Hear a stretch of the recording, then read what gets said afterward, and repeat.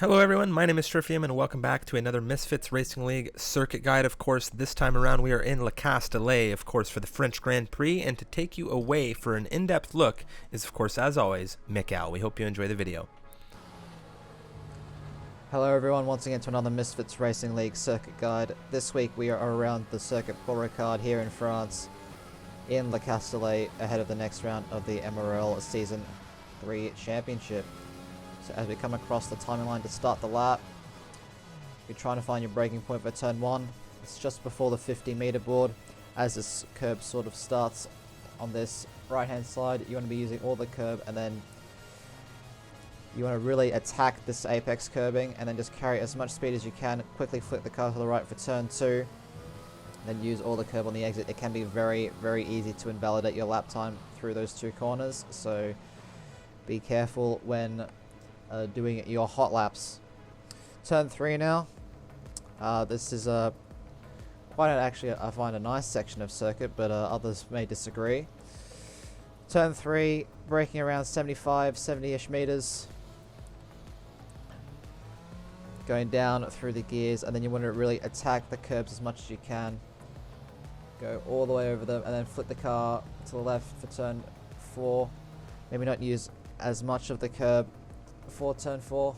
You just want to keep the car nice and stable. And turn 5, it's another quick flick to the right, down a gear. It's deceptively slow, this corner, avoiding the apex curbing, but then using this second bit of curbing on the outside of the corner. So similar to Brehm, how the curb is split into two halves, you want to have your left side tires on that outside curbing. So that's where all the grip is, and it's all about the grip through the next sequence.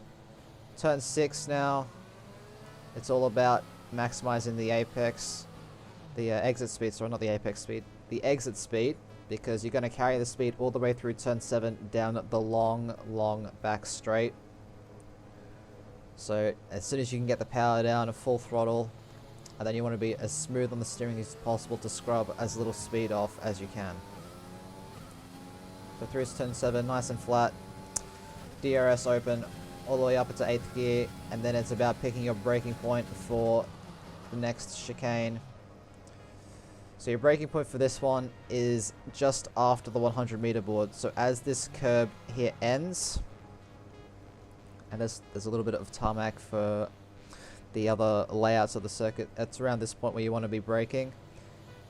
And I've seen some drivers use all of the curb here on the entry just to widen the track as much as possible. I have seen other drivers though who don't use the curb, so it's really up to you. I personally feel that using the curb is probably more beneficial, just because you're able to carry a lot more speed, but it can be unsettling if you put your car in the wrong spot. Again, the curbing is divided sort of into two sections. The first part of it isn't really going to have too much benefit, but if you use all the curb, like where our car is sitting now, you will be able to probably carry a couple extra kph through the corner. But nevertheless, turn 8, you're coming down through the gears, 5th or 4th gear, depending on if it's a race or qualifying, and you want to really attack this curbing, and then just carry all the speed that you can, and then use the inside curbing here for turn number 9, sorry, and then use the exit curbing as well. Again, easy, nice on the power. It's important to get a really good exit, as you have another flat out section. And then coming through turn 10 now, this corner's completely flat. You just want to use all of the curb that you can. Then let the car drift out wide again for the double right of turn 11. And then this entire corner is all based on fill. You just want to use all the downforce to get the car around, hit the nice double apex. And then for turn 12, which is in my opinion one of the hardest corners on the entire circuit, it's blind, and it's a very, very late apex, and there isn't really much you can use for a reference point. Turn 12, come out wide and then cut back in at the last second to take the late apex. Careful not to get on the curbing, this inside curbing. If you touch your wheels on this inside curb and trying to put down the power at all, you are going to spin. So it's another one of those auto spin curbs that you should avoid. You make it through turn 12, and then you want to hug this right hand side using the curbing. Again, how this section is sort of split into two, the curbing is split into two parts. You're going to have your tires on the outside part, the inside part of the curbing. Just is a very bumpy, and it's is very unsettling as well. But you make your way through turn 13, turn 14, braking just as that turn 14 sign comes in. That's your turning and braking point. It can be very, very hard. This corner forces you to turn while braking. But yeah, just keep it nice and smooth through this corner. And then the last corner, turn 15, is quite slow. Then you want to be trying to avoid the inside curbing if you can. And then let the car drift out to the left hand side on the exit. And then in qualifying, to get the shortest run to the line, just hug this blue AstroTurf as the timing line just comes up. And that is a lap around the Circuit Paul Ricard. So a fairly short one, but this circuit is very, very nice and flowing. Just a few hot spots to watch the track limits, such as turns 1 and 2. And yeah, that's basically it for this this video. Now I'll show you a hot lap at full speed. And as always, I'll see you guys next week.